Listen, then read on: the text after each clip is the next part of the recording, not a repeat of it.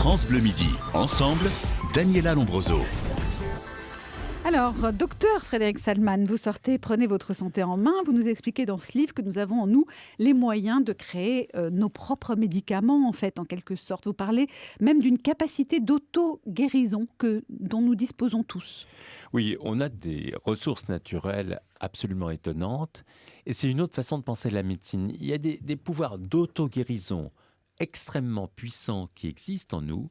Il suffit de les connaître pour les activer et en bénéficier. Alors, heureusement, vous êtes quand même professeur de médecine, vous êtes à l'hôpital Georges Pompidou à Paris, parce que sinon, on pourrait se dire, c'est qui le marabout qui est invité aujourd'hui dans France Bleu Midi Ensemble ? Le fait que je sois docteur à Pompidou est une chose utile, parce qu'en fait, globalement, ce qui compte, c'est que, vous savez, on a fait une expérience étonnante. On parle souvent des placebos. Vous savez, c'est des médicaments où on vous donne un comprimé de sucre, et puis 30-40% des gens se trouvent, ils ont plus mal, ils se sentent guéris avec. Qu'est-ce qui s'est passé ? Longtemps, on a dit, c'est psy, c'est des bobards, c'est des histoires. Et puis, on a eu l'idée de faire des prises de sang aux gens qui avaient réagi à cet effet placebo. Et là, surprise incroyable, le taux d'encéphaline, c'est comme de la morphine dans le sang. Ils avaient sécrété en quantité des substances. C'est-à-dire qu'en fait, le cerveau avait envoyé un signal à l'organisme de fabriquer ses propres médicaments naturels. Et donc, c'est la force de l'autosuggestion. Quand on croit qu'on prend un médicament, même si c'est un petit morceau de sucre, l'autosuggestion fait que le corps se répare lui-même. Oui, c'est-à-dire qu'on peut envoyer des signaux, on peut fabriquer ses propres médicaments naturels pour se soigner. Ça, c'est complètement nouveau. On peut se fabriquer des boucliers pour se protéger des maladies, mais il y a l'inverse aussi qui existe. On peut se fabriquer des bains d'hormones corrosives pour s'abîmer et accélérer son vieillissement. Et c'est pour ça que dans ce livre, je donne les recettes pour justement fabriquer ses propres médicaments naturels avec des moyens simples pour se protéger des maladies et être le plus longtemps possible en bonne santé. Alors, vous commencez avec l'alimentation, c'est primordial. Que ton aliment soit ta seule médecine, disait Hippocrate. Il faut contrôler son poids. Rester mince, vous dites que 30% de calories en moins, c'est 20% de vie en plus. Vous savez, si on veut faire des vieux os, il y a une solution. C'est de voir les os. Oui, non, je dirais pas ça, mais vous savez, ce qui est très important, c'est de savoir que l'excès de poids, ça va enlever des années de vie en bonne santé.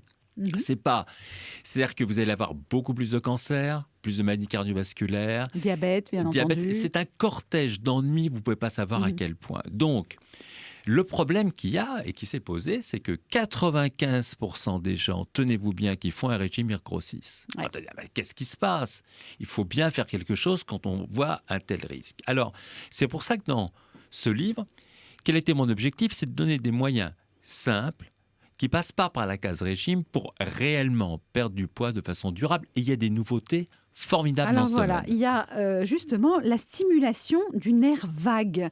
Alors, ça sert à quoi ? Comment on fait ça ? Il est où ce nerf vague ? Parce que c'est quand même la recette miracle. C'est vrai que vous êtes en train de dire aux gens qui nous écoutent, vous pouvez déjeuner comme vous en avez envie ce midi, tout en nous écoutant, et puis vous stimulez juste votre nerf vague. Qu'est-ce que c'est ? Alors ça, c'est une découverte qui a eu lieu il n'y a pas très longtemps. Une équipe de scientifiques aux États-Unis, des chirurgiens, ont eu une idée. Ils ont implanté des stimulateurs, justement, sur ce nerf vague au niveau abdominal. Ils ont découvert que les gens maigrissaient. Alors, qu'est-ce que c'est que le nerf vague ? Le nerf vague, imaginez un gros câble électrique qui relie le système digestif au cerveau. 90% de son réseau, c'est entre les deux.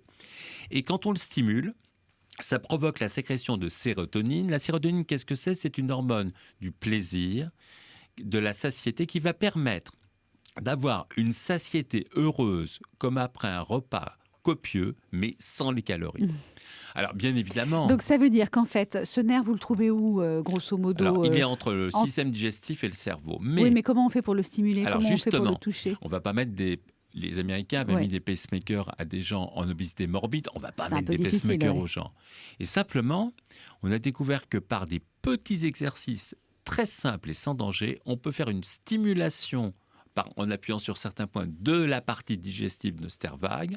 Résultat des courses, on ressent cette sensation de satiété, mais sans les calories. Et donc, on a moins envie de manger, on mange moins. On a plus faim. Il y a plein d'autres moyens qui existent. Alors, les moyens, c'est quoi pour stimuler ce nerf vague? Alors là, ça va être un petit peu long à expliquer. Et puis, je risque de passer une petite demi-heure, mais c'est des points très simples qui se situent au niveau digestif, au niveau de la bouche. Enfin, c'est des points très simples. Et je voudrais arriver sur d'autres exemples. Par exemple, les aliments retard. C'est très intéressant. Vous savez, beaucoup de gens qui font un régime, d'un seul coup, ils mangent, ils crèvent de faim après. Or, si on utilise ces aliments retard, je vous en cite un par exemple, c'est les sardines. Si vous mangez 3 sardines, 200 calories... C'est 8 heures pour digérer.